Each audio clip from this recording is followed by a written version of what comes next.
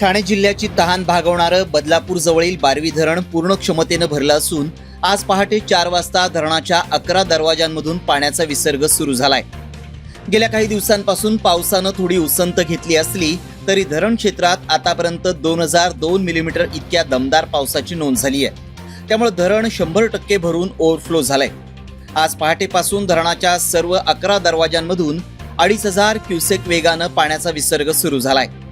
बारवी धरणातून ठाणे, कल्याण डोंबिवली, उल्हासनगर, अंबरनाथ, मीरा भाईंदर आणि औद्योगिक क्षेत्राला मोठा पाणी पुरवठा केला जातो।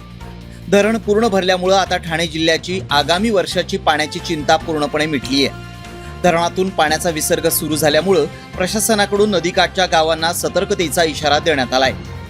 एकमत न्यूज, बदलापूर।